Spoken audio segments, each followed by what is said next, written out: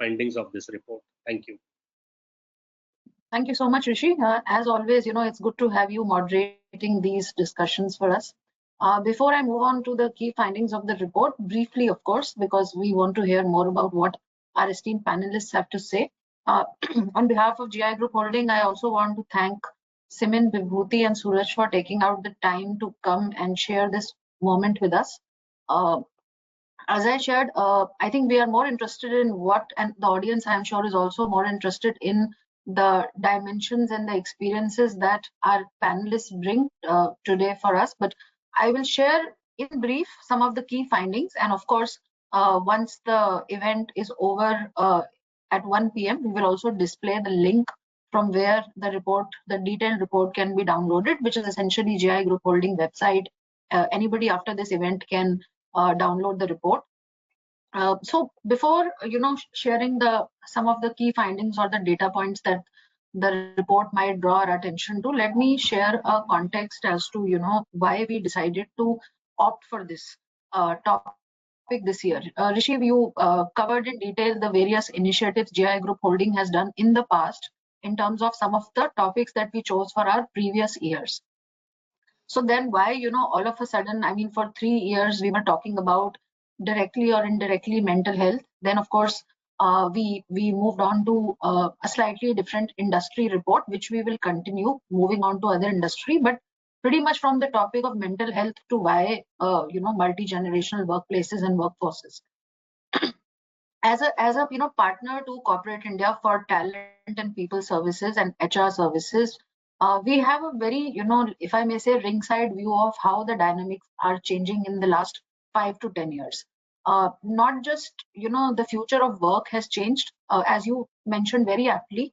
The definition of what constitutes a workplace itself has changed, because pre-COVID it was an office or a factory or a retail shop. It was a physical definition of workplace. Now it is more like anywhere. For some people, workplace is where I am with my laptop. Of course, context matters. It is not the same in every industry.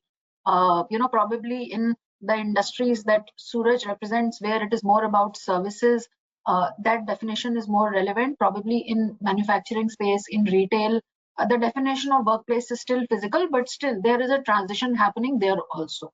And of course, the constitution of the workforce itself has changed. Talking about multi-generational workforce, what is a generation to begin with? So Carl Benjamin in 1952 defined generation as a group of people that is similar in age, but more than being similar in age, they have lived through similar historical and social events which shape their attitudes, values, and personality traits. Now, this is an important element because my attitudes, personality traits, behaviors are what I bring to the work every day.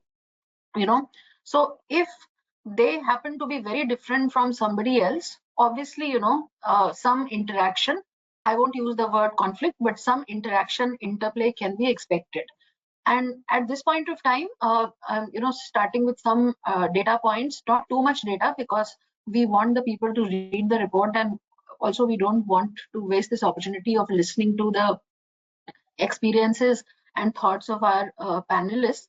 But there was a 2023 BGC report, Boston Consulting Group report, which talks about the current constitution of Indian workforce, where approximately 46% of the Indian workforce as of 2023 is millennials. Then the next second highest constituent are the Gen Zs, which are born between 1997 to 2012.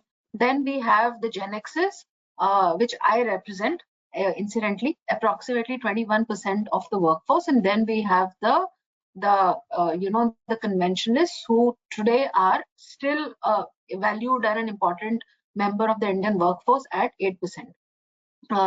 5 years from now, and you already anticipated what I wanted to say, Rishi, 5 years from now, 2030, we will also have the generation alpha coming, and the conventionalists will not be completely out of the play, which is a good thing, because as age increases, the average age increases, retirement ages are also extending.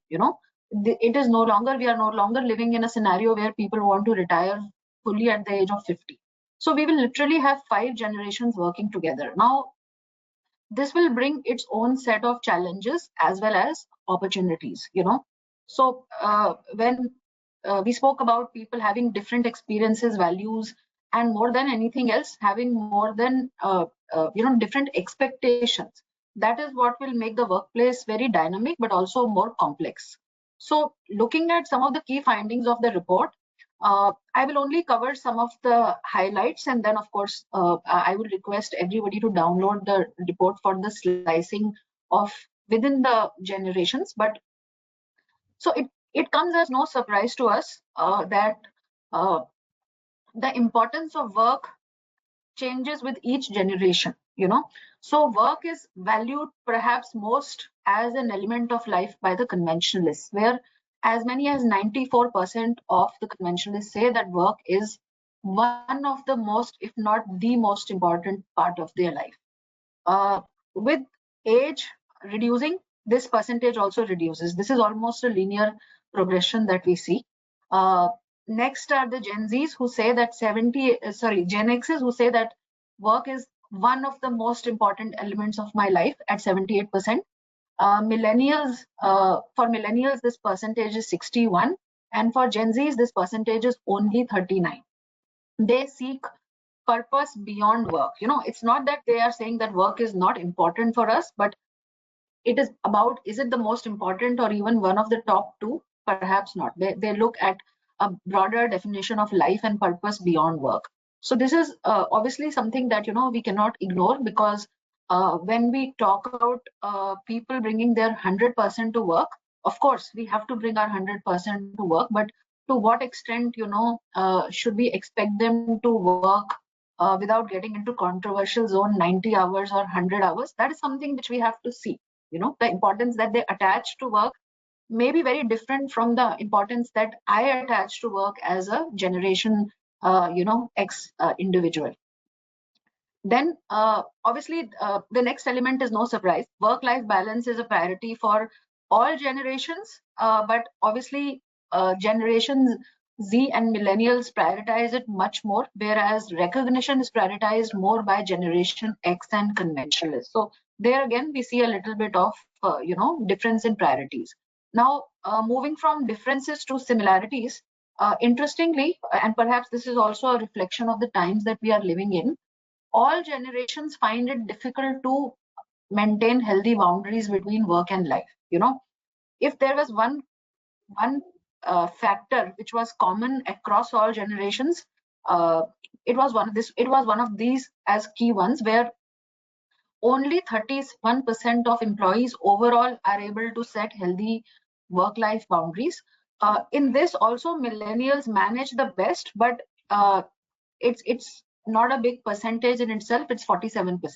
So 53% of millennials also agree that they struggle to set up healthy work-life boundaries. And of course, for other generations, this percentage is worse. It is the worst for the Gen Xs, where I think only 16% say that they have been able to set up healthy work-life boundaries. This could also be a reflection of the fact that probably at this point of time, majority of the leadership roles belong with Gen Xs. So the conventionalists have probably moved outside the working age, or some of them are still leading organizations, but the percentage is low. And the Gen Zs and the millennials are yet to reach the top leadership, echelons. They are still maybe a few years away. So the leadership roles are mostly occupied in most organizations by Gen Xs, and that's where I think they struggle to maintain healthy work-life balance or have clear work-life boundaries. There's also a difference in terms of the communication styles. So again, no surprise there, but the starkness of the difference is what we should reflect on. 94% of the conventionalists and 88% of the Gen Xs prefer face-to-face meetings, but millennials want only 23% of them are frankly looking at face-to-face meetings. So 94% to 23%, that is the difference that we have to keep in mind. The trend is not a surprise for any of us, I'm sure. Even if we had not conducted this report, I think we would have instinctively come to the same conclusion. But the starkness lies in the gap in terms of percentages. So this is what I wanted our audience to reflect on. In a similar trend, the Gen Zs prefer online learning, where 63% of them feel that online learning is effective, or at least as effective as let's say personal training or learning. But the conventionalists and the Gen Xs don't have that much faith in online learning, and they prefer more in-person or instructor-led training. The last point that I will refer to before I open this conversation for our panelists as well to share more and deeper meaningful insights, communication styles. So again, not a surprise, but the younger generations, the Gen Zs and the millennials, they struggle with formal communication styles, whereas the older generation, the conventionalists, they prefer more formal communication style. They, on the other hand, struggle with informal communication style. So this is again something which we have to reflect as we try to lead a multi-generational workforce towards organizational success. So we can look at it two ways, that this presents a lot of challenges, but I would also say that and Rishi, you spoke about this also, the GI group is present in more than 30 countries of the world. So as an organization, not only we have a frontline view to what's happening in corporate India, but being a multinational, a global multinational, we also have a frontline view to what's happening in the world, and while the multi-generational dynamism does bring its challenges, but when I look at some of my other countries, which my peers in the group lead, especially in Europe or certain other parts of the world, where the population is aging, India is one of the few countries where the population is actually, becoming younger.